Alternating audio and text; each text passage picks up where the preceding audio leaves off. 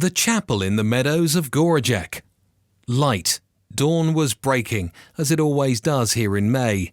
The west was still dark, almost navy blue, while the east began to dissolve into pink. Mist slowly rose from the Wovchanaka River. Threads of mist hooked onto riverside sedges, intertwined into strands, which then merged into veils. They spread out over the meadows as the sunrise touched them. People used to graze cows here. Lush, dense green grass grew here, and clean water flowed in the stream. The Pidlas area was close by, so there was no need to herd the cows too far. It was probably a Sunday, although today it's hard to be certain. Katarina from the Grohu family and Maria from the Hushkashk family, despite their young age of 11, had seen many such sunrises. The hypnotic dance of the mists and the bird concerts didn't impress them much. They had to watch over the cow, a priceless treasure and a provider.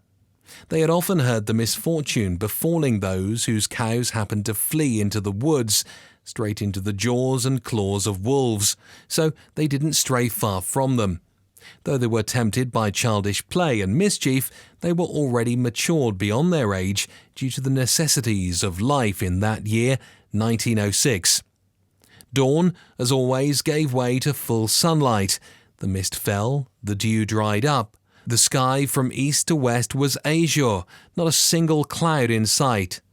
Katya briefly left the grazing cow, stepped into the river to scoop up cold water with her hands and quench her sudden thirst.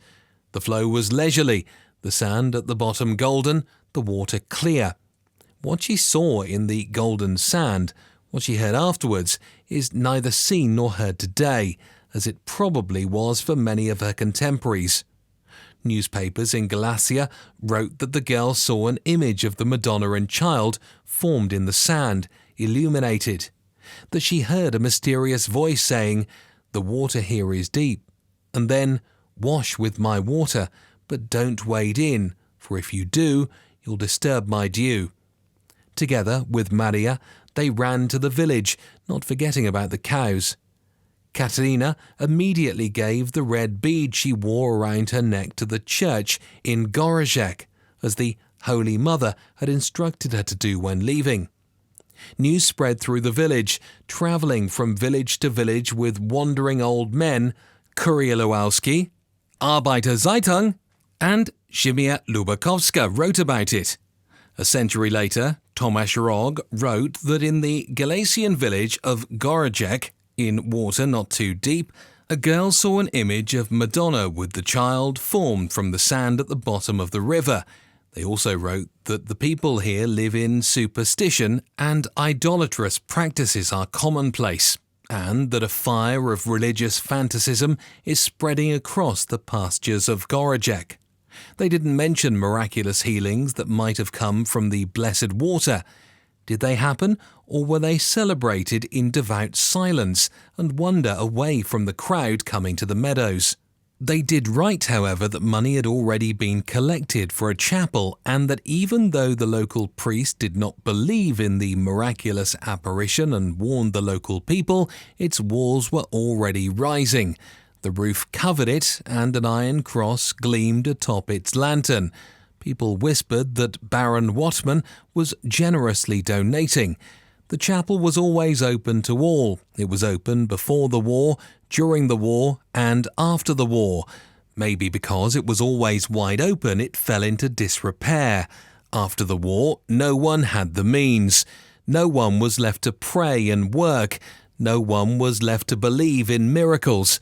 No miracle happened.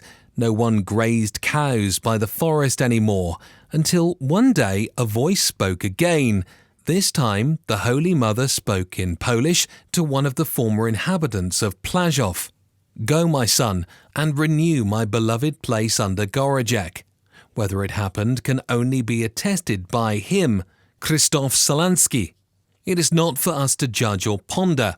Enough to say that his words became reality.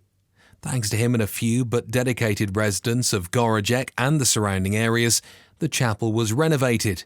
It got a new floor, windows, doors, which remain always open so anyone can enter and leave without asking, a roof and everything else it needed, as well as new wall paintings by Stanislav Lebis, even if the people who wanted to believe are no longer here, and much water has flowed down the Lorzanka since that May, the same sand still gleams at its bottom, and sometimes, when we wish to listen, we hear the same voice in the mist.